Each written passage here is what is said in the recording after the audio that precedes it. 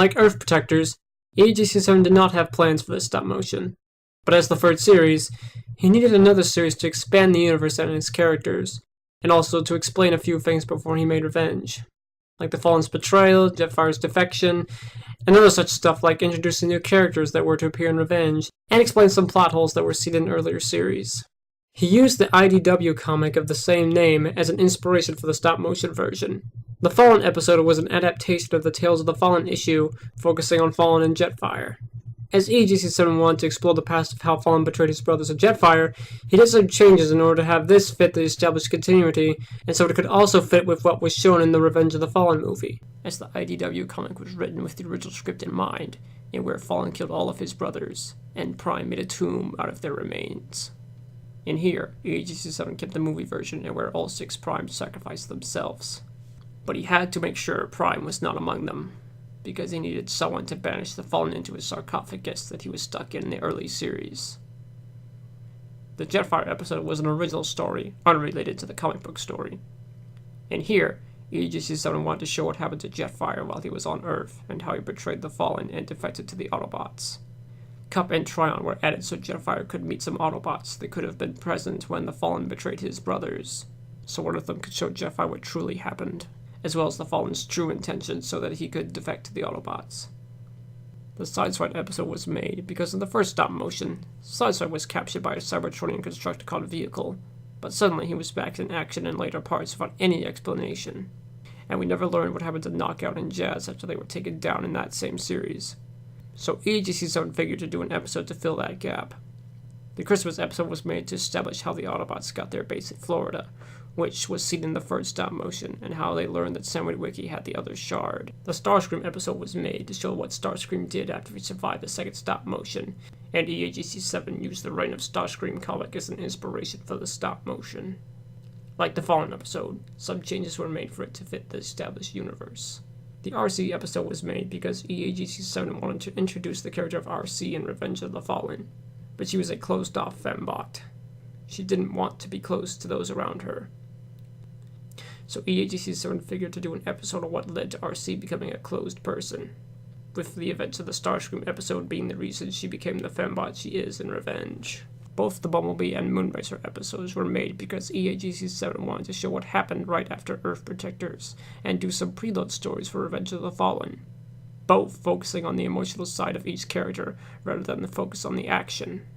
Like Bumblebee being overprotective towards Sam, and thinking he's annoying and disappointing Sam, and also think that Sam doesn't want him in his life anymore. And then Moonracer wondering if she's even a worthy Autobot. Is she nothing more than a fembot that brings death? Because she lost her adopted son at Sideways' hands, she thought RC was killed, when really, she wasn't. Sam was nearly killed during her guard, and Bumblebee also nearly got killed. So EAGC7 wanted to focus on the emotional struggles of those two characters for the last 2 episodes. Like Earth Protectors, the stop-motion suffered a troubled production due to his voice actors. Mainly Count Ramsley and the Media Knights, as they took so long in doing their lines that EAGC7 was not able to continue with the series in the way he wanted. As he wanted to end this series in 2012, so we could work and release Revenge in December 2012. But due to them taking so long, the second episode was not released till December 2012. The series was officially done by July 2013. EAGC7 tried to correct everything that many people felt was wrong with Revenge of the Fallen, and one of those criticisms was the character of RC. Many fans liked RC, but many fans also disliked the Revenge of the Fallen incarnation of her, mostly due to her small screen time, lack of character development, and design. So in attempts to please the angered/disappointed fans, EAGC7 decided to make RC one of the main female protagonists of the franchise. In the early drafts of Revenge, RC was more like a jerk, diva-like character, but EAGC7 felt that would likely make the fans even more angry. So EAGC7 decided to rework the character and make her a more likable character, and he did the same thing he did with Moonracer, making her a tragic character who lost someone in her life. But unlike Moonracer, RC was unable to let it go. At the same time, he wanted to give her some sort of rivalry with Starscream, so in that way, he could develop a sort of background with the two characters, and at the same time, have RC hold a grudge against him for killing her partner. Black Arachnia was made as her rival just for fun. One might think that Arcee losing a partner from Starscream, having a grudge against Starscream, having the inability to let go of that loss, and her rivalry with a female spider-like robot could be based off of her Prime incarnation. But the thing is that it is not. Coincidentally, the scripts for Tales of the Fallen and those ideas were written before Transformers Prime aired, so all was just a pure coincidence. Her role was increased in Revenge as he wanted to give her a major role, since he was trying to fix everything that was wrong from Revenge in his version. In the first draft made for the Jetfire episode, it was originally meant that Jetfire would have made up with the humans of the village.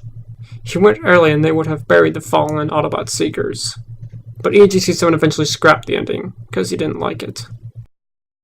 This was meant to be a standalone project, but during 2011, EGC7 felt that this project fit the purpose of Tales of the Fallen, telling a prequel story to show the audience what led up to such an event, thus making this project the only one not focused on one character.